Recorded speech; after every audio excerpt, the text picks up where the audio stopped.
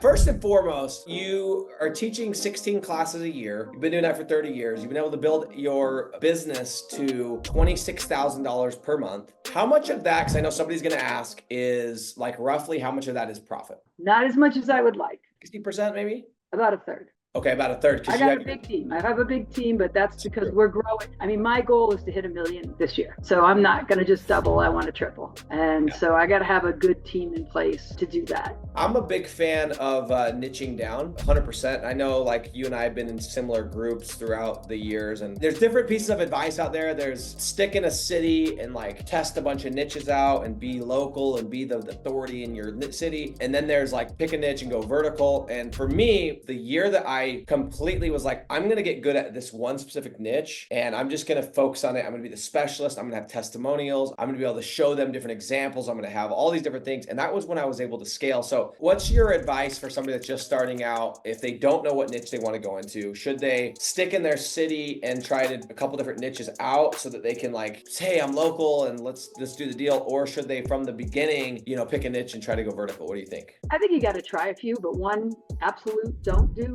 is small ticket. Don't do dumpsters. Don't do window cleaning. Don't do carpet cleaning. Yes. I mean, although I do know some people in 7-figure agency that are making millions of dollars with carpet cleaning. It's possible. It's much harder with the lead gen because you have to have so many leads to make enough money, and it's tough. And if you don't have a GMB in those, forget it. You're never going to get there. So definitely go for, I would say try a few, see what you like, and probably local's better to try that when you start because you might know some people, the area, you can talk about it better than feeling like you don't know it. But make sure that your average, I would say at least $5,000 minimum. That to me has got to be your ticket price because you've got to be able to charge them enough money to make it worth it. So, I mean, I try to aim more towards 20 to now I'm trying to aim more towards 30, 40, 50,000 per job that they're doing. But that would be key. Turn away the small guys that are just going to waste your time. The people that are only paying you $1,000 a month are going to take up 5 times about as money as the people that are paying you $5,000 a month. It's funny how that works. So much more to them. That $1,000 means so much more to them than the guy that's paying you $5,000 a month. And so,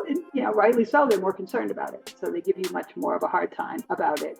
If they start telling you where they want an H1 or an H2, just say, I'm out. Literally, I fired a guy yesterday. I said, we're halfway through the contract. I'm like, I'm out. You're going to tell me where to put your headings. You can do it yourself. Yeah.